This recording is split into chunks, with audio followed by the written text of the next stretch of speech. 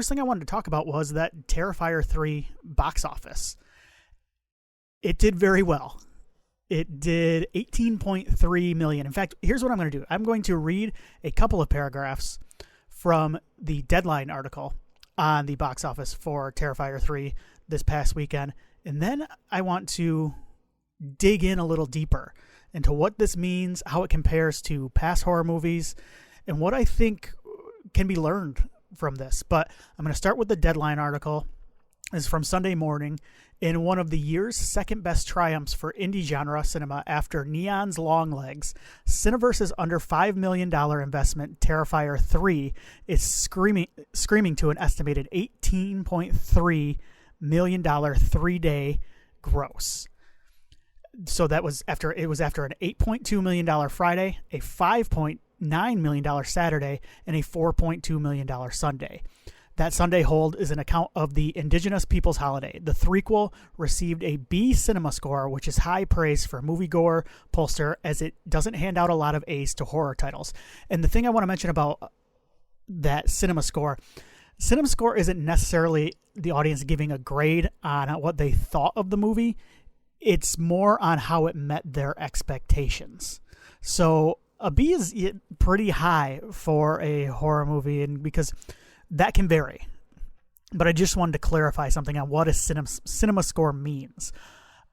Back to the Deadline article. The jaw-dropping awe is how this movie, which was largely marketed to Cineverse's sole bloody disgusting fan base and 80 million streaming subscribers across 30 channels for under $1 million, broke out to bigger numbers.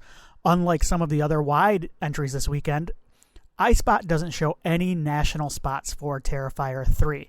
And I can verify that. I was watching a lot of baseball playoffs the past week or so, and I did not see one ad for Terrifier 3. Back to the article, many studios have tried this low P&A spend, laser-focused demo marketing approach, and seem to come up short at the box office. What's the secret to success when it comes to this approach in order to achieve a high margin success at the box office? Okay, I'm actually going to stop there. I'm going to get to that aspect later, but I do want to touch on, so 18.3 million a weekend for Terrifier 3.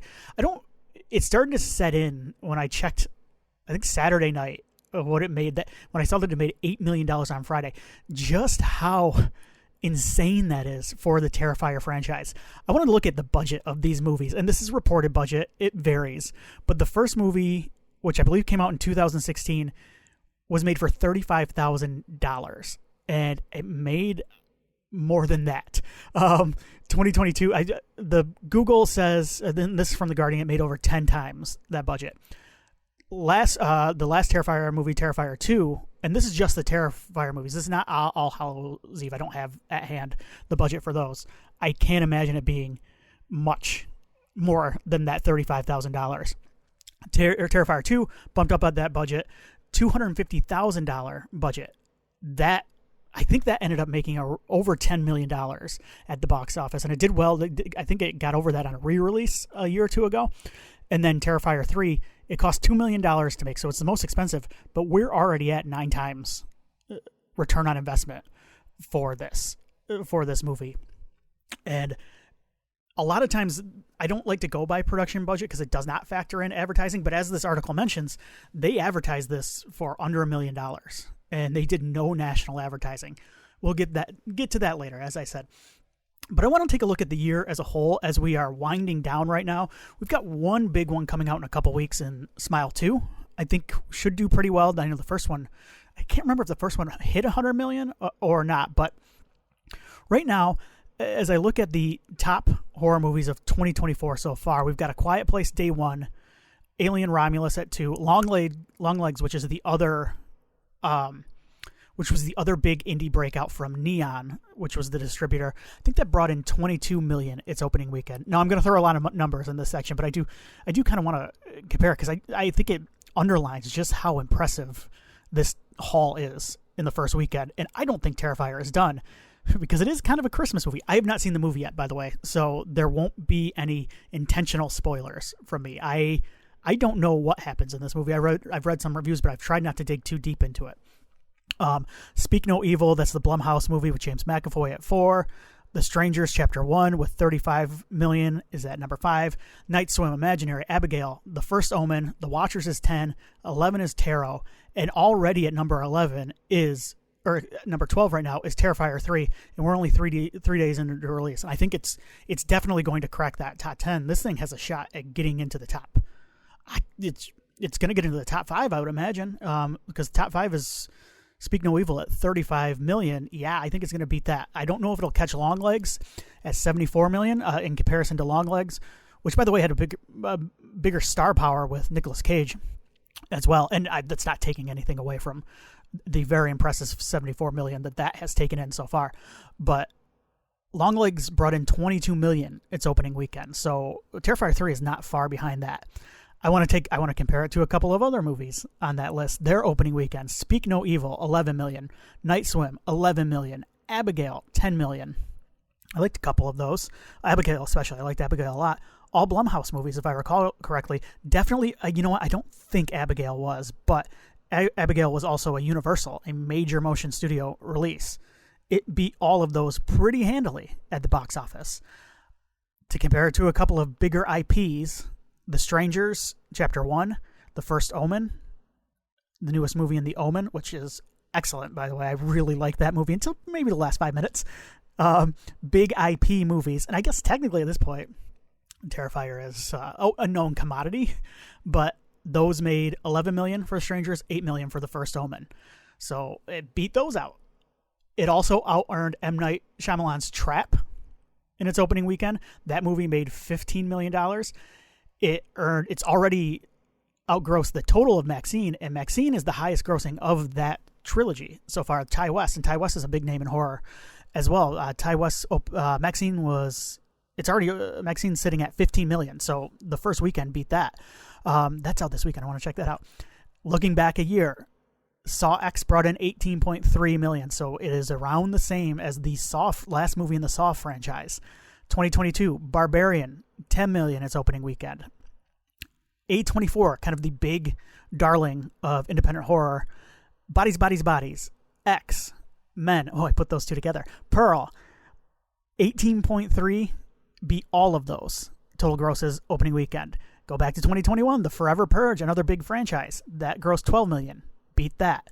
A24 movies of the past few years. So I jumped to Forever Purge. Sorry about that. Midsummer was 6 million. Hereditary was 13 million. Talk to Me, 10 million opening weekend. I don't bring that up to dunk on A24 because those are excellent numbers for those movies. But man, I think it puts into context how impressive this opening weekend was. And that's when it started hitting me. The First Night beat some of those for Terrifier 3. Cineverse, which is what owns Screambox and Bloody Disgusting, I believe, and it uses it for release. I believe in an article, their highest earner, and it was the only one I could find really any box office information on, a Short Term 12, which I believe is an indie drama from 10 years back, over a decade ago. I don't know if I've never seen it. It got rave reviews. I believe it was nominated. Don't quote me on that. But that had a production budget of $400,000, and I believe it ended up, I don't want to say only, but it earned $2 million at the box office. So for Cineverse, the movie that distributed Terrifier 3, this thing is far and away its biggest earner ever. The other thing I want to call back to here is how strong of a year it has been for indie horror. And I'm looking at the top 20, and I'm seeing I Saw the TV Glow, Cuckoo, Late Night with the Devil, The Substance, Maxine, Immaculate, and then, of course, Longlegs, which is the big success story. I think it's been a very impressive year. And maybe, as I mentioned earlier, maybe there's a reason, maybe there are reasons for that, and maybe we're starting to see that sea change a little bit and where the future may be going for horror in general. This is where I want to talk about what is to be learned here. I want to go back to the Deadline article again, because I think this is a victory for a few things here. One of them is word of mouth. because that's all this movie had to rely on advertising. Cineverse boss Chris McGurk is quoted in the article as saying, "You have to be incredibly creative and different. You can't downsize a traditional studio playbook. You have to go to extraordinary lengths, and you need to get creative." Another quote, "There's a wave going on here," compliments one industry movie marketing maven. Movies like Terrifier 3, the Crunchyroll films, which has done decent box office, the anime movies, and last year's Godzilla -1, these films can find their target audience on social media, spend very little, and effectively convince them to spend their money to come out to theaters. Some of the stunts for Terrifier 3 included teaming with promo partners like Venmo and Call of Duty. I can imagine. I've never Venmo'd with Art the Clown. That video game has a swath of Halloween characters, and Terrifier 3's Art the Clown was one of them. There was a fake outdoor campaign and an Art the Clown street team in NYC. There was also a marketing partnership with Fandango. The other thing the article goes on to mention, as far as word of mouth goes, PostTrack observed that under 25 moviegoers went in groups to see Terrifier 3. 19% took one friend. 30% took 2 to 4 friends. 62% said they tell all their friends to see the threequel in a theater no matter what. Big walk-up business, with 55% of Terrifier 3's crowd buying their tickets on the same day they watched it. Among the reasons why people went to this clown movie versus the other one, the Joker, on the marquee, that's just being cute there. 52% said it was part of a genre they love, while 40% said Terrifier 3 is a part of a franchise they love. All right. Stop. So there's a couple things here. What I think I'm taken aback by, too, is just how much these movies have made their way into the mainstream. It's all word of mouth. It's broken out beyond just the hardcore horror fan base right now. It's not just Reddit. It's not just people on Twitter all the time. It's not just people who watch Joe Bob Briggs. It is... I know people who aren't necessarily amongst that group. They know these movies at this point. I think that's remarkably impressive, and it is all due to this word of mouth. I also think it taps into another thing too, and I think the number one movie right now, if you take out the website I took these numbers from, was The Numbers, and they don't include Beetlejuice as a horror movie. They include it as a comedy. So if you take out Beetlejuice, I actually want to touch on Beetlejuice too a little bit later, but if you take that movie out, A Quiet Place Day One is the number one horror movie so far this year. I think that movie and this movie, and even Longlegs in some ways, you need to give people a reason to get to a theater to watch your movie. And I think what the Terrifier movies have done is incredibly smart in their marketing. And I think it's similar to, so A Quiet Place, the reason I bring that up is because you want to watch those movies in the theater, where you can sit in a dark, quiet theater, eat your popcorn, but you're locked into this, what are essentially silent films. It's an event in that way. Terrifier, what they have done that I think is so impressive and so smart, is they have marketed these movies about getting to see them in a theater and being grossed out. They talk about the walkouts. They talk about people just being disgusted with it. They talk about people calling it demonic. You are absolutely going to get younger people, especially, to get out there and watch these movies in a theater when you market it like that. I think that the idea of this as an event, and honestly, I don't think that's going away for this movie. I am very curious to see. I think it'll do strong numbers through Halloween. I wonder if they'll re-release it again around Christmas time, or put on a bigger marketing push even, because it is a Christmas movie. And that is another movie that does well in December, obviously. The article goes on to say, and this is another victory. I think this is a victory for streaming services, especially stuff like Tubi, the FAST, F-A-S-T. I think it stands for like free advertising supported television. But stuff like Tubi, stuff like Screenbox even. But I want to read this because I found this very interesting from the article. Terrifier 2 developed quite the cult following in its theatrical and post-theatrical, and what's going on here with Terrifier 3 is one of the oldest tricks in the Hollywood rulebook, noticing the popularity of IP in the home ancillaries of one sequel and doubling down on the next installment, re. Austin Powers 1 and 2, John Wick 1 and 2. Cineverse saw a tripling in its Screenbox, which is the Bloody Disgusting related streaming service that I have had, and mostly I got it because of Terrifier 2. And they said that the subs tripled after Terrifier 2 was released. I'm a part of that.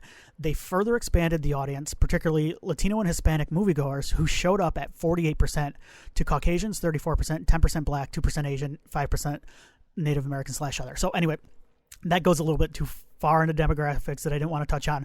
I thought what was most important here to touch on is that streaming service. What, in addition to word of mouth, what I think made these movies so accessible for more of the mainstream was how available they are on streaming services, particularly the free ad-supported ones, because you can log on now, and Terrifier seems like it's a movie on all of these things, and I've witnessed people catch up because the third one, it was coming out, they're catching up on the last ones. And this is something that goes back, as the article mentioned, to like, it goes back further, but than Austin Powers 1 and 2. But I think that's a good example, because I remember Austin Powers 1, not exactly, it wasn't as huge as Part 2. John Wick, same thing. Those movies grew, and I do think it's a victory for streaming services in the sense that I don't necessarily know if this would have happened as big as it did during the DVD days, maybe the VHS days too. I don't know.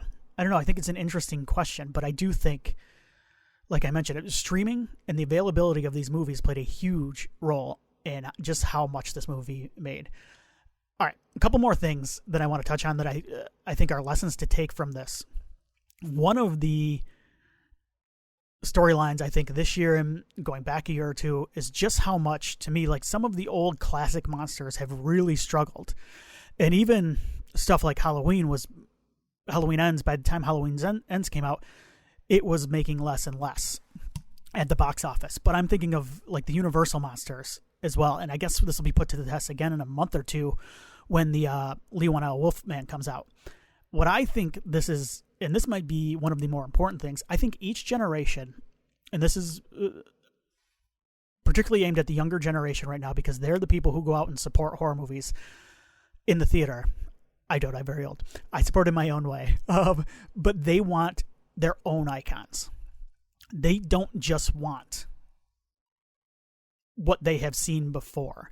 I think it's part of the struggle with the Universal monsters. And I think part of the reason why the only one that's really caught on is The Invisible Man is because that movie took The Invisible Man and modernized it and made it relevant to the time it's in. But Art the Clown is this generation's Freddy Krueger. I've seen people compare David Howard Thornton's performance to Robert Englund, and I think he is absolutely a key role in just how popular these movies have become. Scary clowns are also killer as well, but I think he is giving one of the all-time great comedic horror performances in a lot of ways. I think he's just a joy to watch on screen, and he's doing it in like a silent film sort of way. There are elements of early silent cinema in his performance, obviously, because art isn't a talker as in the ones I've seen. But each generation wants their own icons. They want to place their horror heroes amongst the bigger canon of Frankenstein, Freddy, Jason, all of those greats. And they want to say, yeah, Art the Clown is just as good as them. A couple more things I want to touch on here, and this one I'm going to gloss over quickly because I don't want to get myself in too much trouble here. And it may be me reaching a little bit, but I don't think it's that big of a stretch. This movie came out in an election year, and we are being confronted with a lot of nasty things on television, in the news. And I don't think that can be completely discounted. I think people are always looking for an escape. Horror has always provided that escape, and I know it may seem ridiculous when it's a movie as violent as the Terrifier movies are, but I don't think that can be discounted because what we're seeing on TV a lot of the times is real-world violence. What art is doing is cartoon, Looney Tunes violence, and it's incredibly well done and nasty and gory, but there is that separation, and people are going to see it for that reasons. I was drawn to Part 2. That I'm iffy on Part 1, but Part 2, I'll try to find, next time I talk about Terrifier 2, the biblical aspect. There's someone on Bloody Disgusting. In fact, if you Google search it, and I'm really sorry, I didn't do it beforehand, but they wrote an article about kind of the big biblical aspects, the good versus evil in Terrifier 2.